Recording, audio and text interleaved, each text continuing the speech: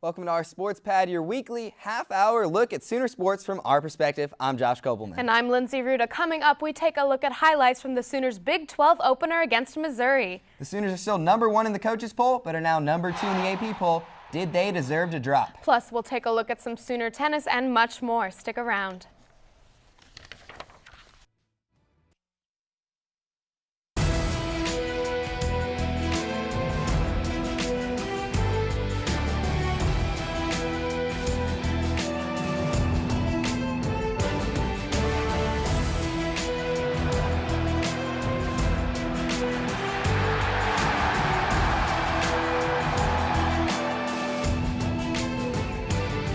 Hello and welcome to our Sports Pad. I'm Josh Kopelman. She's Lindsay Ruda. Lindsay, OU came through the victory in their Big 12 opener, but they dropped in the AP poll. Did they deserve to drop? Well, unfortunately, Josh, with a lackluster performance at home paired with FSU's loss to Clemson and LSU taking on that tough victory against West Virginia on the road, I say it's fair. I was not surprised to see the Sooners drop in the AP poll. Now, do you think like LSU playing a tough schedule? They played Oregon in Dallas, one at Mississippi State, one at West Virginia. You think that's a bigger factor than OU playing at Florida State? I think the fact that the Sooners have played one tough road game is now. Do I think necessarily that some of those games LSU's played away are a tougher environment than Florida State? No, but the Sooners don't have as many road games as the Tigers have to back them up. Well, that is true. And speaking of the Tigers, OU played the Missouri Tigers at home and did struggle a little bit, as you mentioned earlier. Let's go ahead and take a look at those highlights. That's Javon Harris wearing Austin Box's number 12 as the Sooners come on the field to take on the Tigers. It's 0-0 first. This is Missouri's opening possession.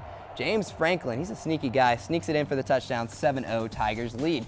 Same score, next OU possession. Landry Jones dropping back, passing it over the middle. That's Kenji Jackson picking it off for Missouri. So Tigers getting off to a big start. It's 7-3 now later in the first. James Franklin dropping back, and he's going to find a wide open LaDainian Washington. No one behind him, so that's a touchdown. It's 14-3 Tigers. OU down by double digits at home. Sooners don't lose at home. Next OU possession, they answer back as Landry Jones finds one of his favorite receiving targets, Ryan Broyles, for the touchdown. 14-10. Same score, second quarter. Landry Jones again to Ryan Broyles. That pass was actually attempted. Jazz Reynolds went over his head. Broyles there, though, to catch it. So it's 17-14. It was 24-14 OU at the half. Fourth quarter, 31-14 now. Missouri trying to make a comeback. That's Henry Josie busting out the big run to make it a 10-point game. Josie had 133 yards in the game, but the Sooners wrapping it up on the next possession as Landry Jones again to Ryan Broyles for the touchdown. That made it 31-28 OU. Sooners win it 38-28. Landry Jones threw for 448 yards, and 154 of those yards went to Ryan Broyles. Now OU played without Kenny Stills, who had concussion symptoms, and center Ben Hayburn left the game with a broken forearm. Missouri gained 532 yards of total offense. Travis Lewis and the Sooners did not think they played as well as they could have. To beat a top caliber team and to win a national championship and play like this, it's not going to happen. So hopefully it's a reality check to these players and to this team that it's going to take our best every week. I would just say for whatever reason, there just wasn't quite as much energy and emotion, and that's disappointing in my eyes because I thought we were more mature than that. Despite the slow start, the Sooners still won the game and put up 592 yards of offense. Started shaky on both sides of the ball and then come back in that second quarter and really started playing some pretty good football. When we start settling down, you can see how fast the offense can go, and our tempo is our strength of the offense.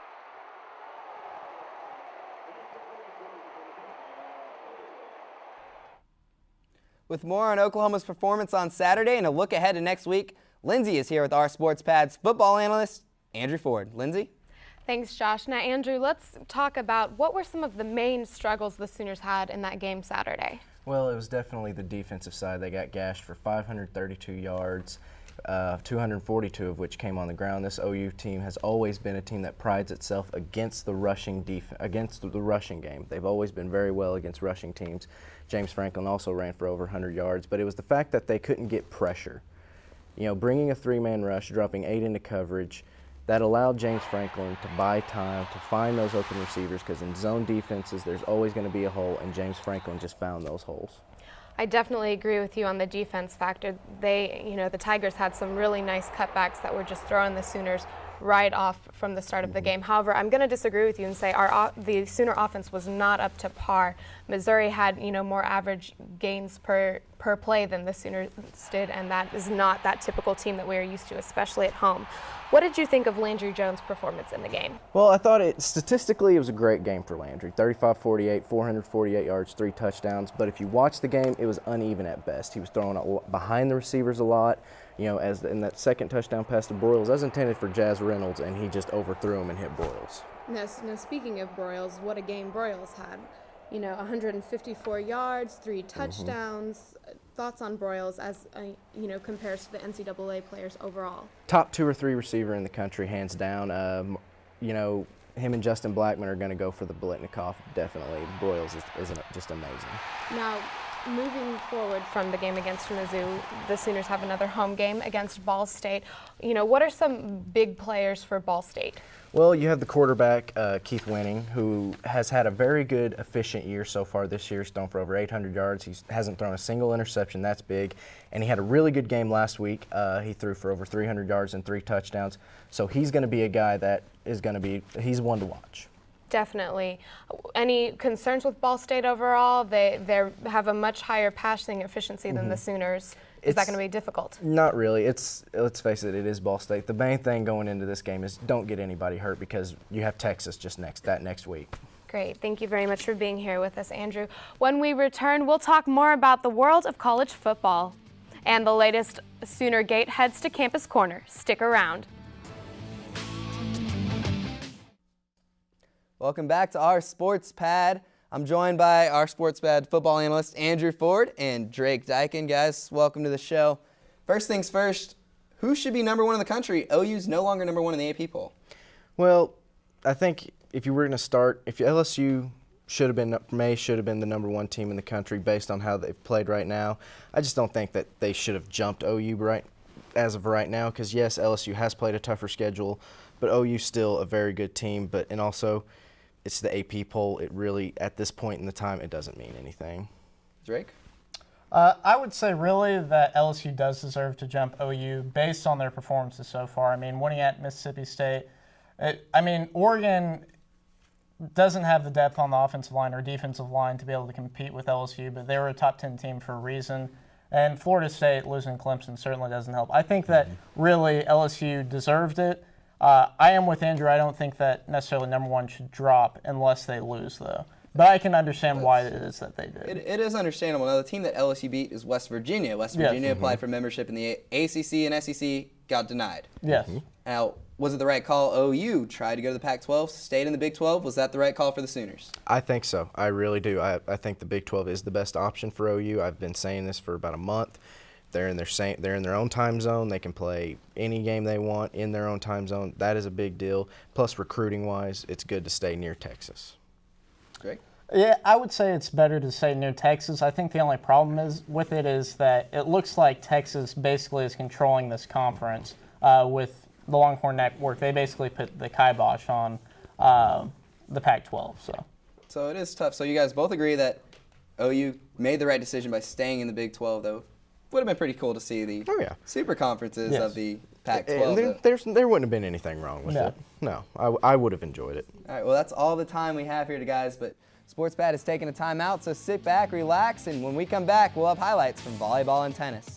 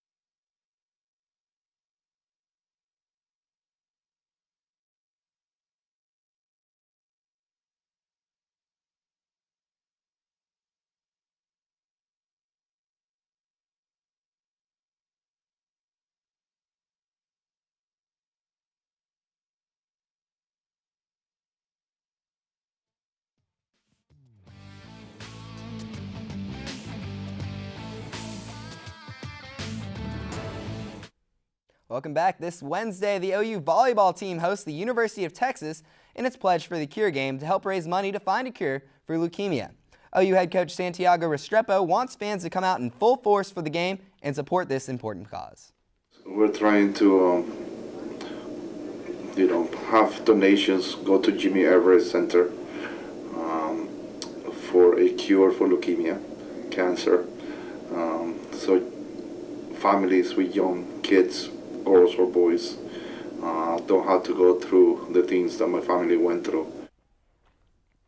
The Sooners soccer team kicks off their conference home opener this Friday against number 2 Oklahoma State. The Sooners lost to the Cowgirls in a close 1-0 match in Stillwater earlier this season. The game begins at 7 p.m. at John Crane Field. Sooner tennis kicked off their fall season this weekend at the Baylor Intercollegiate Tournament in Waco. The team is coming from a solid previous season after making it to the finals of the Big 12 Tennis Championship, beating Texas Tech and upsetting the number 1 seed Baylor before losing to Texas A&M. OU head coach John Roddick has high hopes and high expectations for the Sooner tennis team this season. I would hope we're improving and getting better, and I think we are. I mean, our practices have been a lot better this fall, early on, than they were last fall from a quality standpoint, so I think we're moving in that direction. But the team has to realize that we have a chance to be very good this year, and we have to keep improving. If we don't improve, we're just going to stay where we're at. OU advanced to the semifinals in both singles and doubles this weekend, including impressive runs by newcomer Dane Webb and Guillermo Alcorta. The University of Oklahoma's men golf team finished 4th at the Mason Rudolph Championship. The Sooners totaled a 3-round 851 to finish 1 under par, finishing a mere 7 shots behind Middle Tennessee State. The Sooners will travel to Macon, Georgia for the Brickyard Collegiate Championship October 7th through the 9th. And the OU women's cross-country team finished 19th at the Roy Grieg Invitational Saturday. Sooners top finisher was Jessica Engel. She made her 2011 season debut, placing 12th, 2:20.02. Check out the Lady Sooners race to the finish October 8th at the OBU Bison Invitational. The men are set to compete at the Lee Brooks Paul Short Run Friday. And coming up, Andrew Ford returns with in the studio with Illustrated's own Joey Helmer. And later, we take a look at what former Sooners in the pros are doing after this timeout. Welcome back, everyone, to Our Sports Pad. I'm Andrew Ford. Now I'm sitting alongside Joey Helmer, the publisher of SoonersIllustrated.com, here to talk a little bit of OU football. Now, Joey, what so far has been the problems for this team? They've been giving up some big plays, or is it more to it? Well, I think you just have to look at the defense, and they just really, for the most part, they've been pretty good with the exception of the last game. I mean, they start off slow in that last game, but they shored some things up in the middle of the game, struggled again, gave up 14 fourth-quarter points, and so you saw 3 huge plays in the first game. You saw another huge play in the second game against Florida State, the 56-yard touchdown that E.J. Manuel threw that tied the game up. Just some big plays is basically the things they need to really settle down and take care of defensively. Who would you say right now through 3 games has been the best player on this defense? I think you really have to look at defensive end Frank Alexander. He's really been all over the field. Mm-hmm. I mean, getting into the backfield. He's been good, playing good assignment football, and he's really stepped up as a leader on this defense. First game Travis Lewis is out, and he's really taken that role as a guy to step up on this team. Overall, what are your thoughts on the offense? Really, I mean, they've been great. They stepped up last week. I mean, they stepped up in the fourth quarter of the second game. The reason they were able to come out of Tallahassee with the win is because they were able to, mount a fourth quarter drive there after the game was tied. They were able to run the clock out in that game, and so last week, of course, the defense struggles, but they picked up the slack as opposed to the week before. Basically, the defense picked up the slack. Now, statistically, Landry Jones had a great game against Missouri.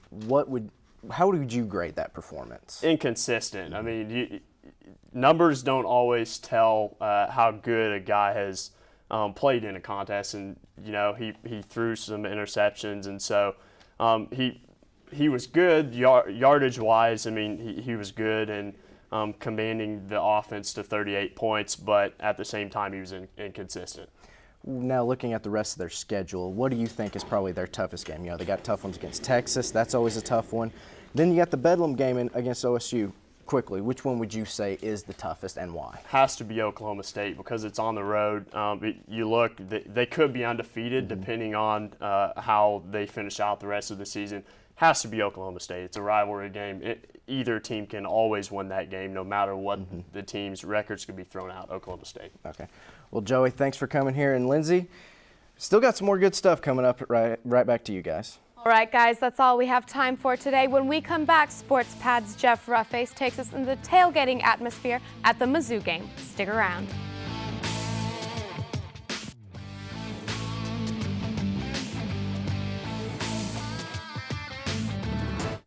The MLB pennant races are winding down, and a former Oklahoma high school star is close to winning the Triple Crown.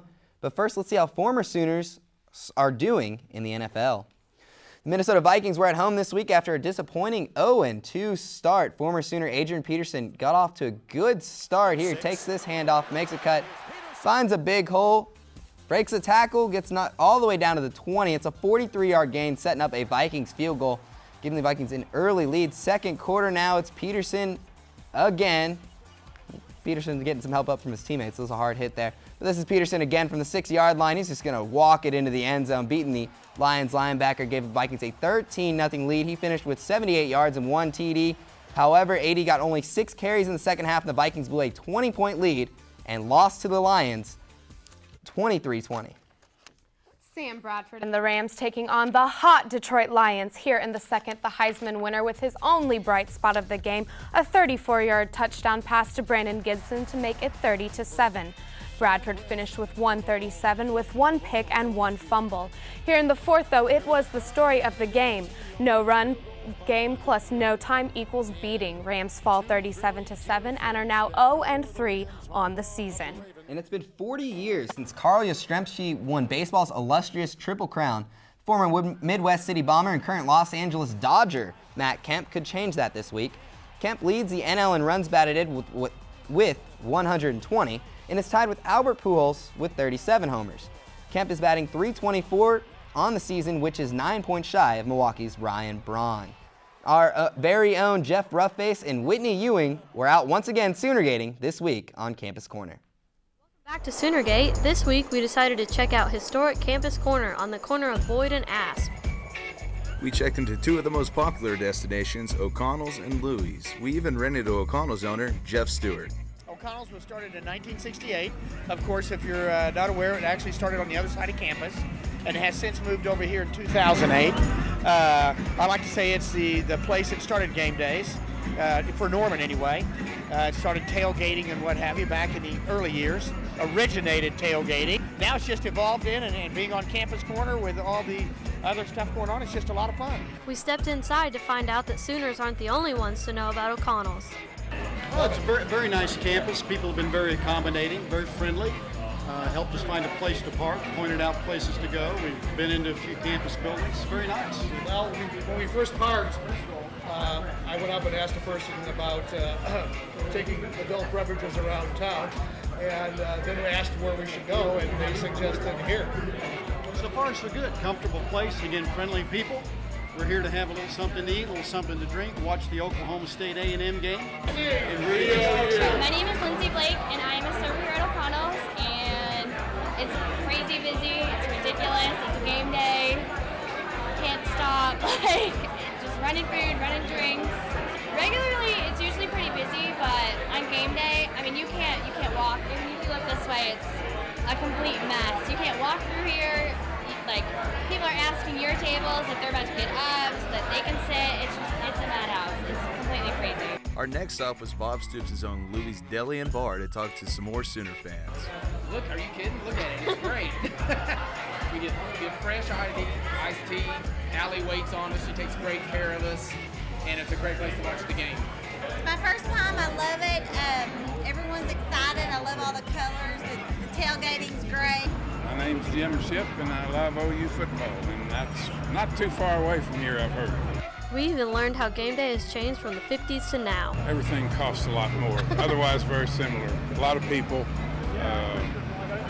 Tickets were, cup of yogurt or something yesterday. I've been coming to Oklahoma football games since the tickets were $6.50. That was back in the 50s. My father had tickets. We sat out on the South Oval, picnicking. Nobody went in places like this. And I looked at the tickets while we were picnicking. I thought, who can afford $6.50 to come to an OU game? Despite 1,000% inflation on ticket prices, Sooner fans still make it out to the corner and to the games. Join us next week as SoonerGate takes on the Ball State Cardinals. Campus Corner has definitely changed over the years, but it's still a great place on game day. That's all the time we have for now. We invite you to join Andrew, Drake, and Kevin Q's Wednesday night at 8 on OU TV's Sports Talk simulcast of the OT. That's their weekly radio show. And you can catch our next show Monday night on Channel 124, same time, same place. I'm Lindsay Ruda, he's Josh Kopelman, and on behalf of our whole student team here with our Sports Pad, good night and see you next week. See you later.